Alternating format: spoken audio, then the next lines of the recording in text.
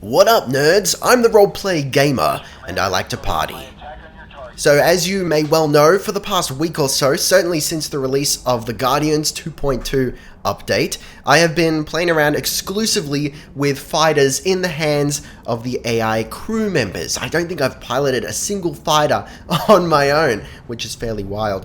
I'm totally into the concept of space carriers, as you know, and I want to see, what we can get out of these AI-controlled fighters. That's my bag. So we're going to continue the testing here, and as you've seen, we've had a basic look at the difference in skill you can expect between a harmless and expert pilot. Expert, of course, being the maximum rank that you can hire, and the conclusion was fairly clear. If you can spring for it, you're absolutely going to get more performance. Now it's starting to sound like a computer, isn't it?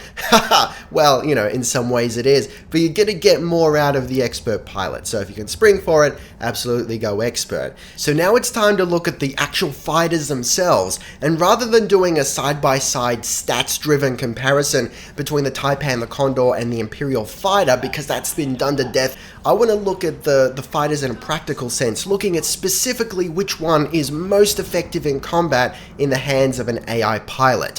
And the metric we're going to be using here is how often they hit and time to kill. That's something I've really noticed playing around with these AI-controlled pilots, is they miss a lot, especially with a low-rank crew member, and that's what we're going to be using here in all of our ships just for the sake of consistency. We're using a harmless pilot.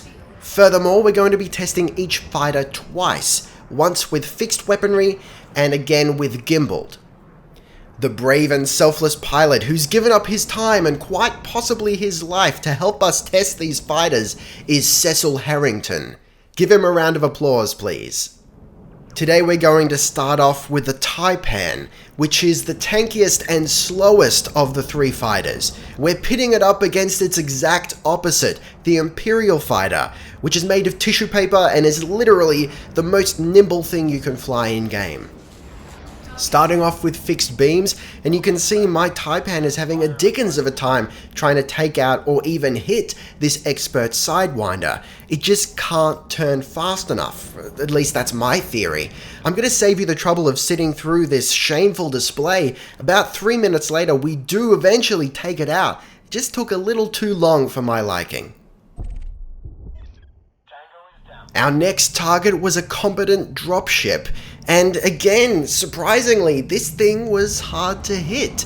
We did get certainly a few more hits in than with the Sidewinder, and about 4 to 5 minutes later, the thing did splode.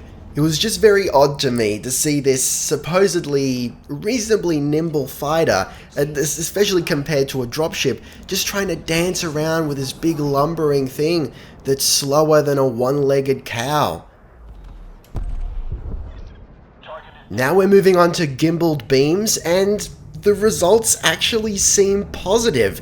We're facing another expert Sidewinder, and this time we take it out in 2 minutes as opposed to 3. And finishing up with a slightly tankier target, this competent explorer was actually reasonably hard to hit, but still, with the gimballed beams, we did take it down in 2.5 minutes.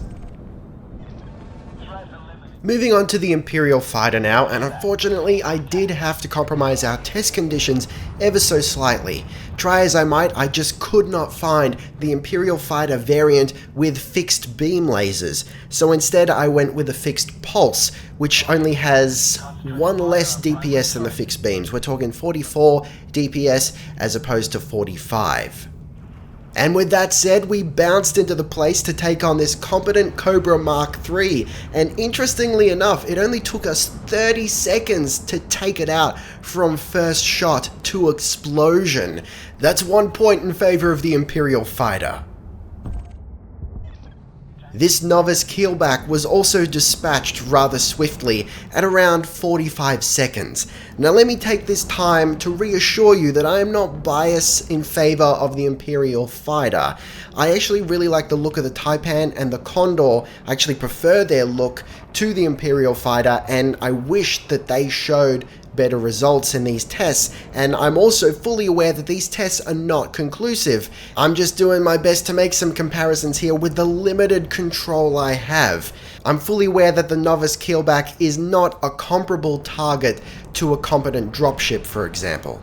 Unfortunately, I'm just at the mercy of the game here when it comes to what targets I come across. With that out of the way and moving on to gimballed beams now, this Master Imperial Eagle was down in 30 seconds. Our last contestant for the day is another competent Cobra Mark III. This time we're taking it on with gimballed beams and it goes down in 1 minute and 30 seconds. So based off of these results and many more fights that I've been picking that I unfortunately was not able to capture on camera, I think a couple of things can be surmised here. Above all else, more important than your ship choice is perhaps the choice of pilot. Of course, the higher rank the pilot is, the better they're going to perform. That has been proven. Furthermore, if you're going to pick one of the slower fighters, gimbaled weaponry does seem to have a greater impact when compared to fixed. But the Imperial Fighter doesn't show as much of a difference between fixed weaponry and gimbaled. As a fun little aside, I can now confirm that using a fighter with AI crew does actually level up your combat rank. I actually made it to expert while recording this video. And that's all from me for now. I hope some of this information was useful to someone. Thank you very much for watching. Don't forget to gently caress that like button. It needs love like everything does. Taste the game, be excellent to each other, and I'll see you next time. Roleplay Gamer, out.